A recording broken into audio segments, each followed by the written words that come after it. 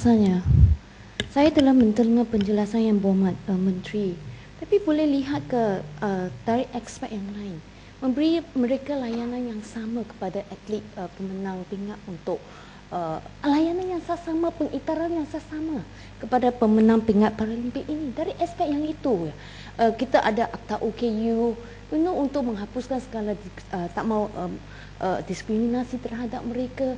Ini yang mereka minta adalah diberi pengiktirafan yang saksama kepada mereka. And dengan izin mereka memerlukan double effort ya untuk memenangi pingat tersebut. Itu saya rasa wajarlah dan tidak akan membebankan kerajaan. Mereka mahu pengiktirafan, penghormatan yang sama. Jadi mungkin dari dan layanan yang sama. Saya mungkin dari aspek itu boleh dilihat yang Muhammad boleh menjelaskan struktur sukan tersebut. Dari sebagai manusia, kita mahu dilayan yang sama. Itu saya mungkin aspek itu boleh yang Muhammad Kementerian melihat semula ya.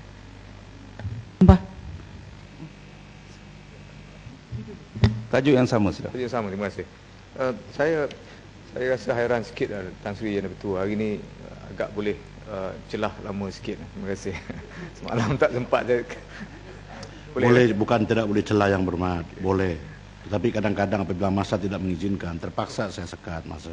Hari ini boleh mencela. Tidak ada larangan untuk mencela. Terima kasih. Terima kasih. Apa ni, saya rasa apabila saya tengok rekod, Yang Berhormat lah yang banyak mencela. Boleh nanti satu hari saya bawa. Nak semua pun dicatat dalam sini. Tapi rasa positif kan. Terima kasih. Saya dengar seolah-olah macam kementerian rasa tertekan untuk beri penerangan, seolah-olah macam golongan OKU dalam sukan ni dilihat benar-benar tidak diberi iktirafan sepatutnya. Jadi terpaksa beri penerangan yang begitu panjang lebar, dan saya rasa banyak juga kementerian ambil masa untuk memberi penerangan tentang soal ini. Cuma saya nak tanya satu perspektif yang lain. Kementerian Kesihatan beri perakuan bahawa golongan ini makin bertambah dari segi jumlahnya. Itu dibuktikan dari segi komposisi yang dijangka membesar, makin dewasa, tetapi duduk dalam ruang lingkup yang dikatakan sebagai OKU. Ini diakui oleh pihak Kementerian Kesihatan. Jadi apa yang dibangkitkan oleh ramai yang berhormat berkenaan dengan pengiktirafan layanan, saya fikir ini adalah untuk jangkauan masa di hadapan. Bermakna golongan ini melihat adanya pengiktirafan awal bermula kita beri kepada mereka supaya mereka ni dianggap sebagai satu kelompok generasi yang penting, yang mustahak kepada negara. Dan pada masa itu kita bolehlah alihkan mereka pada dimensi yang lain, bukan bergantungannya semata-mata dalam perolehan dalam aktiviti sukan. Barangkali memberi semangat dan memberi encouragement kepada bidang-bidang yang lain. Sebab itu saya anggap kalau tidak salah atau Menteri boleh beri penerangan, Kementerian Berhormat tidak ada cadangan yang barangkali konkret untuk diselesaikan berkenaan golongan ini atau kelompok ini. Saya harap Yang Berhormat boleh bagi penerangan. Terima kasih. Terima Menteri. Menteri, please. Terima kasih Datuk Yang Di-Pertua. Terima kasih Yang Berhormat Menteri.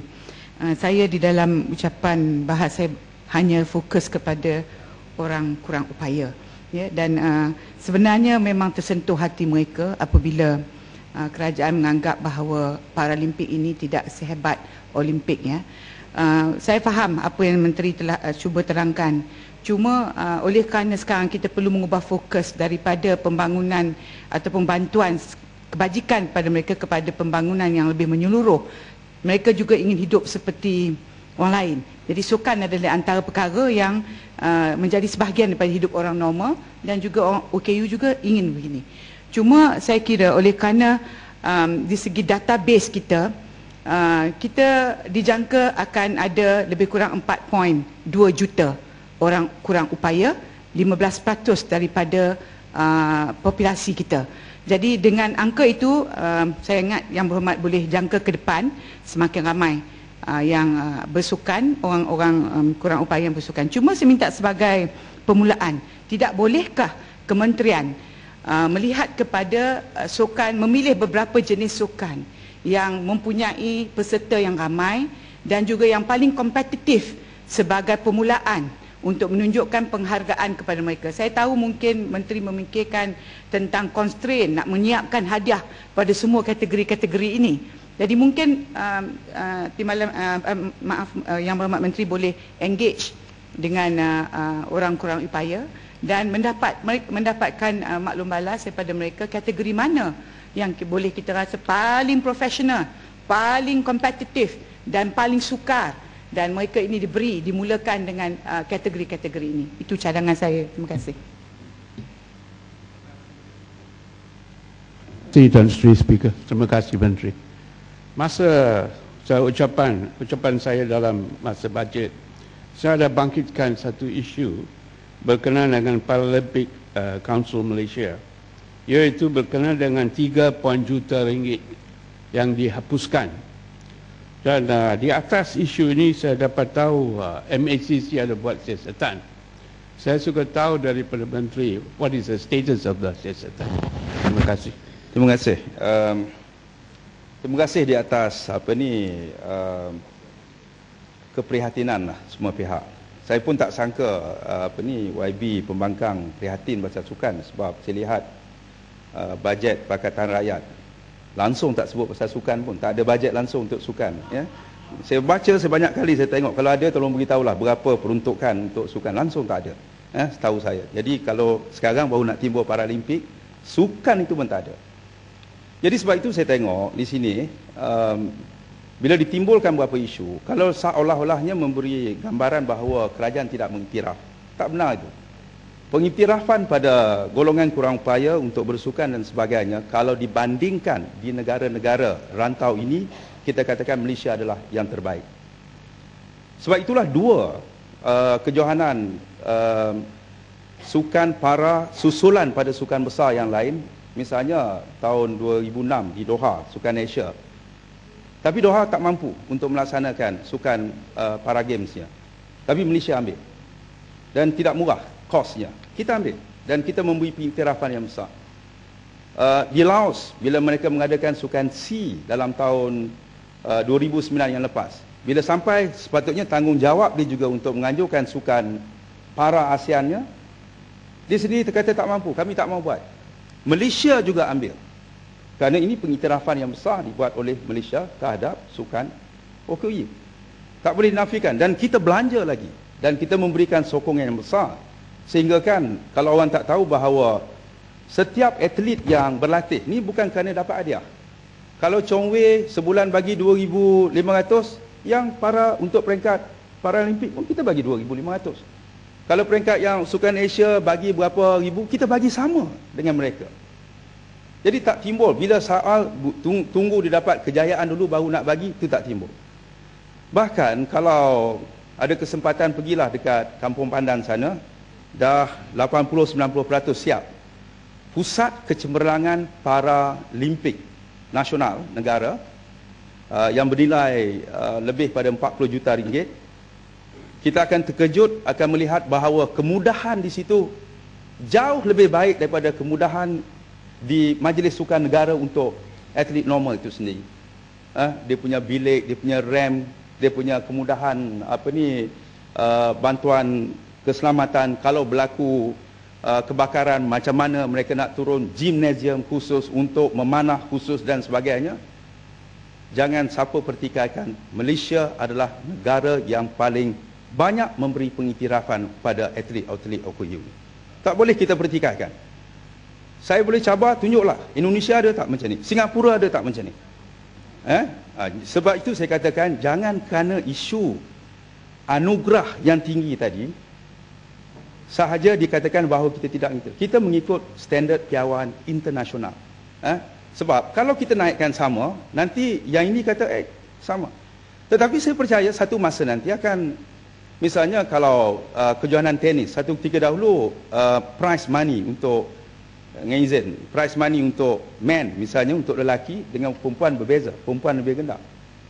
Kerana satu ketika dahulu orang semua tertumpu, sponsor dan sebagainya datang untuk melihat yang men, kerana dilihat daya tahap kompetitifnya sangat jauh berbeza. Tetapi sekarang sudah berbeza. Segala-galanya telah berkembang dengan baik dan orang semua nak tengok juga apabila wanita bertarung dan sponsor juga datang dan hadiahnya sama. Tapi kalau sekarang ini, misalnya bila kita menganjurkan ASEAN Para Game baru-baru ni, orang yang bercakap berjuang tu dia tak datang pun. Kosong. Dihebahkan, dirayu sebagainya, kosong. Akhbar kita tidak menyiarkan dengan adil sepenuhnya. Jadi ini juga antara perkara, sponsor tidak datang dan sebagainya. Kerana buat masa sekarang orang tidak melihat ini, belum lagi melihat ini sebagai satu kegairahan untuk mereka menonton. Tapi inilah saya rasakan peranan yang boleh dimainkan. Selain pada kita memainkan peranan untuk melatih atlet ini, tetapi sebagaimana yang disebut oleh YB Seremban tadi, ialah Majlis Paralimpik Malaysia sepatut mainkan peranan untuk mempromosikan sukan ini dan menarik minat ramai. Bagaimana di London baru-baru ni bila sukan Paralimpik dianjurkan, kehadiran rakyat di sana sama ramai dengan kehadiran orang untuk menonton sukan Olimpik itu sendiri. Itu adalah satu kehebatan yang dibuat di sana, patut dibuat. Sebab itu bila isu yang ditimbulkan yang berkaitan dengan wang amanah ataupun yang disebutkan oleh Majlis Paralimpik dilaburkan kepada syarikat yang dikatakan ada kepentingannya dengan mereka yang menerajui. Perkara ini adalah concern kami. Walaupun ini adalah satu badan yang bukannya di bawah jabatan kami, tetapi bawah pengawasan kerana ia didaftarkan di bawah Pesuruhjaya Sukan. Pesuruhjaya Sukan telah menulis berkali-kali dan surat yang terakhir pada 8 Oktober baru-baru ini dan memberi tempoh 14 hari untuk mereka menjawab. Belum dapat jawapan lagi, tetapi kita sudah faham bahawa SPRM sudah pergi bertanya tentang perkara ini dan sehingga sekarang kita mengharapkan, kita tidak mahu campur tangan untuk mereka membuat kerja untuk menyiasat perkara ini, dan saya serahkan kepada sistem untuk menentukan sama ada berlaku soal-soal yang berkaitan dengan rasuah atau tidak dan sebagainya. Dan bagi kami tidak ragu-ragu sekiranya ada perkara yang tidak betul dan sebagainya, kita akan mengambil tindakan kepada majlis yang berkenaan sekiranya ia tidak menjalankan tugas dan amanah mengikut peraturan yang ditentukan. Walau bagaimanapun kami akan terus bekerjasama dengan mereka untuk memajukan sukan Paralimpik ini, kerana bagi kita bahawa golongan OKU perlu diberi pengiktirafan, golongan OKU mesti diberikan segala kemudahan untuk mereka melibatkan dirinya dalam sukan, kerana konsep sukan untuk semua bukan dikira dari segi Melayu, Cina, orang kampung, orang bandar, tetapi orang yang sempurna sifatnya dan juga orang yang mungkin kurang bernasib baik seperti golongan OKU.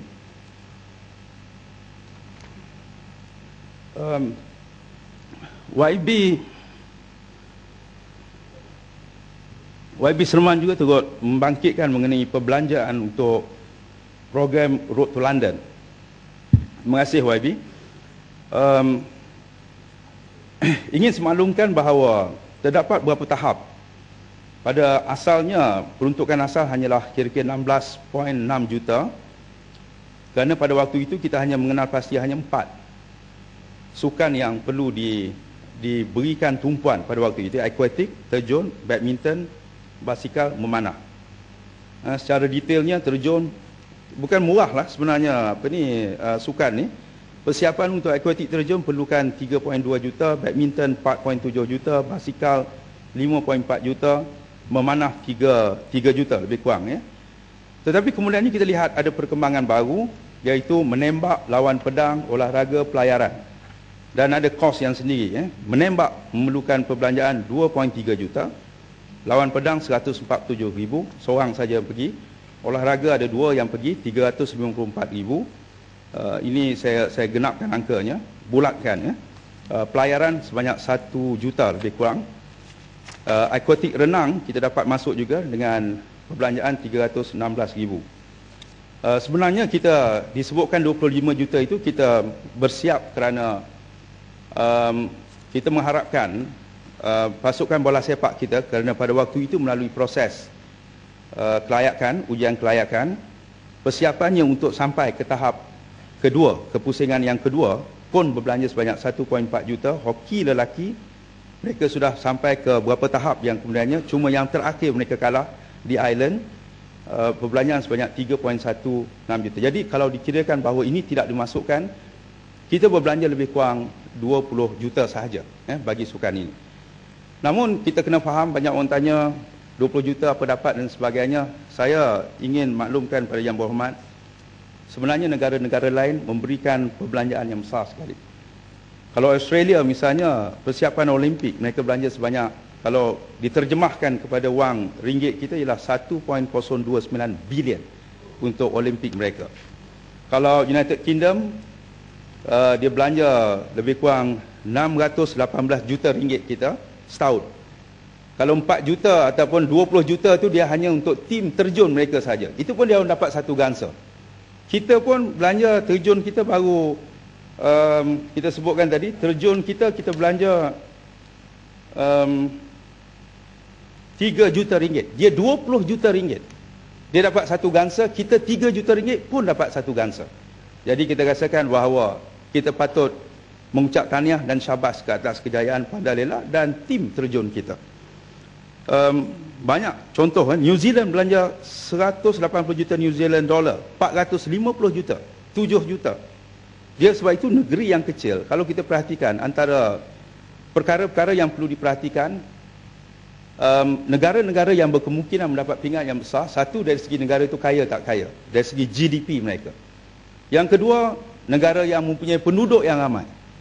China nak cari seorang Yao Ming, nak cari seorang seperti Lin Dan, tapi dia seorang Lin Dan saja daripada 1 berapa bilion penduduk dia boleh lawan Chong Wei misalnya. Satu provinsi mereka pun sepatutnya boleh lahirkan ramai. Jadi ini antara perkara negara yang ramai penduduk mempunyai tendensi untuk mendapat keputusan yang baik. Negara bekas negara sosialis, saya cerita dulu macam mana sosialis kalau nak masuk sukan terjun, anak diambil 10 tahun dah tak boleh dinner dah. Hanya boleh makan apple, sebiji apple dengan yogurt, satu cawan yogurt saja. Itu saja. Dia boleh disiplinkan supaya berat badan tak berubah dan sebagainya. Hanya negara komunis boleh buat macam tu. Sebab tu negara komunis melahirkan banyak atlet-atlet kerana mereka boleh mendisiplinkan rakyat mereka, ataupun negara bekas, negara komunis dan sebagainya. Saya bercakap ini secara umum. Ada yang bersifat boleh dikecualikan. Misalnya Grenada, negara 100,000 saja dapat juga emas satu. Ada faktor-faktor lain yang boleh dijelaskan di sini. Jadi saya jelaskan di sini bahawa janganlah kita terlalu terkejut dengan bunyi 20 juta tiba-tiba dapat satu perak, satu gansa, hanya 30 orang. Tapi saya sebutkan ada negara pengasas pada Olimpik itu sendiri, Greece, yang dulu bercakap dia mengasas Olimpik. Kalau berbaris itu duduk depan sekali sebagai pengasas Olimpik. Dulu penganjur sukan Olimpik di Athens. Dia baru ni dia dapat 2 gansa saja, lebih teruk pada kita lagi. Jadi kita rasakan bahawa Malaysia boleh tahan, tetapi sudah tentu kita rasakan kita tidak berpuas hati, kita memerlukan yang lebih baik lagi. Sebab itulah apabila soalan yang dikemukakan tentang bajet kali ini, Yang Amat Berhormat Datuk Seri Perdana Menteri telah mengumumkan sebanyak 50 juta. Sebenarnya kalau dikira, kalau nak lebih banyak, ada programnya. Tetapi kita kira ini adalah satu bajet yang melegakan kami, dan kita menganggap ini adalah amanah dan tanggungjawab untuk kita melahirkan keputusan yang lebih baik. Dan sebab itulah bagi kita, program kita bukan lagi Road to Rio sahaja, tetapi perancangan mestilah bukan 4 tahun, tetapi mesti 8 tahun, termasuk Olimpik tahun 2020. Bukan saja kita fokus orang dapat emas, orang dapat medal, qualify ataupun layak itu penting. Kerana dia layak tahun ini, mungkin tidak mencapai yang terbaik. Azizul Hasni di Beijing dia hanya sampai separuh akhir, kali ini dapat akhir. InsyaAllah di Brazil nanti saya rasakan mungkin dia dapat emas ataupun pingat yang lain. Kerana yang menang emas baru-baru ni usianya sudah 36 tahun, dia baru 24 tahun sekarang. Pandalela melalui proses yang banyak, melalui liku-liku untuk mendapat tahap yang ada sekarang ini, dan dia telah melalui proses yang lama, dan kita rasakan ini juga adalah program yang kita buat. Tetapi kita ingat bahawa jangan kita fikirkan ini 30 orang, Tetapi untuk mendapat 30 orang, kita perlu mengenal pasti dan melatih beribu lagi orang yang perlu dibina kekuatan fizikalnya, mentalnya, disiplinnya dan sebagainya. Itulah program ni bunyinya mahal.